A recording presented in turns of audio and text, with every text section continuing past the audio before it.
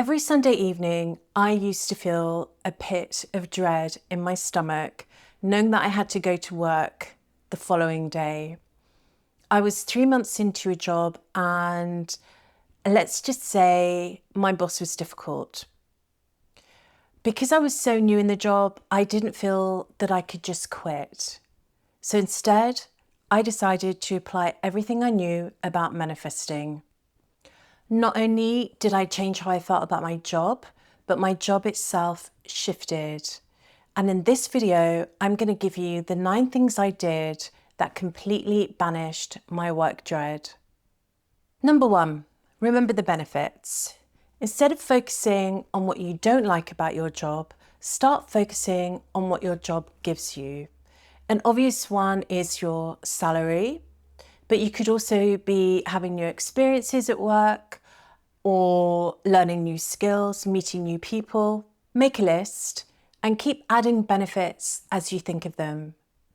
And occasionally take a moment to read over your list and really anchor within you that feeling that work isn't just taking from you, but you're also getting something from work. The more time you spend in the energy of how work is benefiting you, the better you're going to feel. Number 2, get everything you can out of your job. I had a friend who volunteered to do the mental health first aid training at his company, and he really loved it. After that, he started taking counselling courses, and a couple of years later, he quit his job entirely and became a therapist. Treat your job as a training opportunity, volunteer for projects, ask to be sent on courses. What this will do is it will keep your skills up to date, it will keep you engaged, and it will keep your CV looking fresh. Number 3, build real connections at work. Some of the best friends I have in my life today, I've met through a workplace. Invite someone for an online or in-person coffee and chat about your lives outside of work. Even just one positive work friendship can really change how your day feels. Number 4, appreciate the people you work with, even the tough ones. I used to work with a woman who I initially found really irritating, but then I decided to find things that I could appreciate about her. And after doing this, after just a few weeks, we started to get on really well. If you find yourself in a similar situation, see if you can't find just one thing to appreciate about that person. Maybe they helped you with a project, maybe they have a decent sense of humour. Finding the positive to appreciate in another person shifts your energy. So then when you interact with that person, they have to engage with you on the level of your positive feeling for them.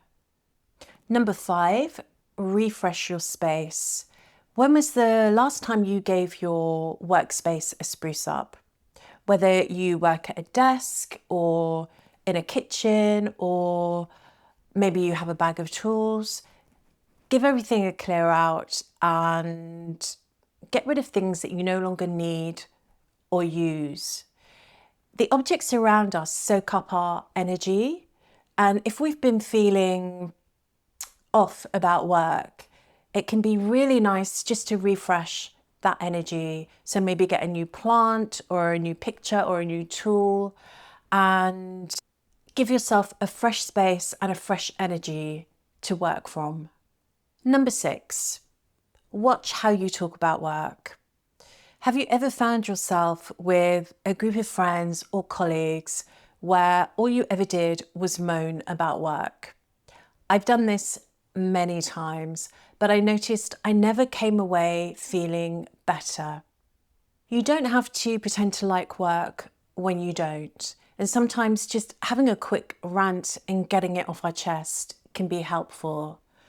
But when we regularly complain about our jobs, it just keeps us stuck in that gloomy vibration. Number 7, celebrate yourself. Every Friday morning, I go down to my local bakery and I buy myself a pastry. I come home, make a coffee, sit at my desk with my notebook and pen, and I make a list of all my successes from the week.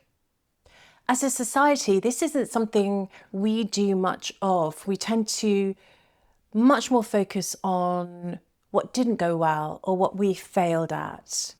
But when you start writing down things that you can celebrate, you'll be surprised how many things there are that you can really take pride in.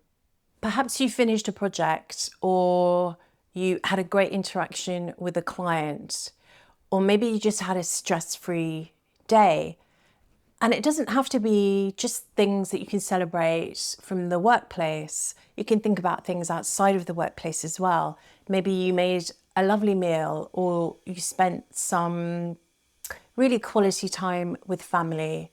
Whatever it is, write it down and really make a point of getting into that feeling of how great it feels to celebrate your successes.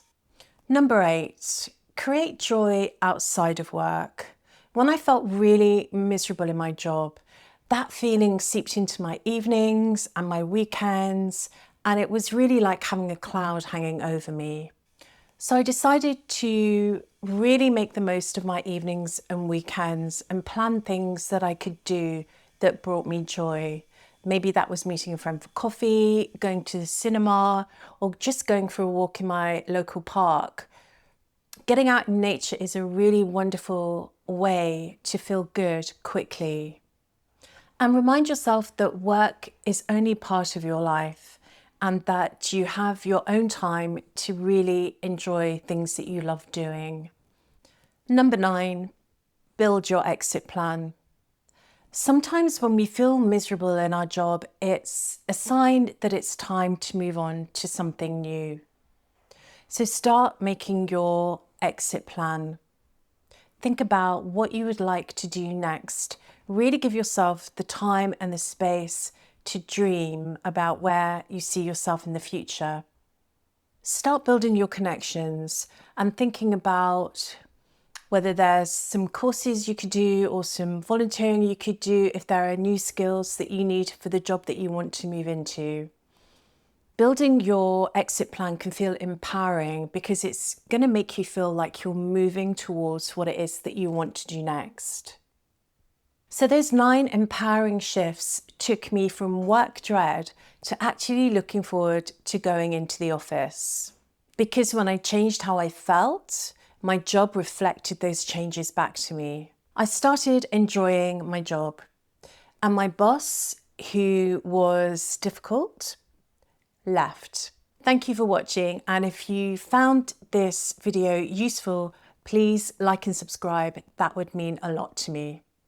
And if you have any work manifesting struggles or successes, I'd love to hear about them. Please pop them in the comments below.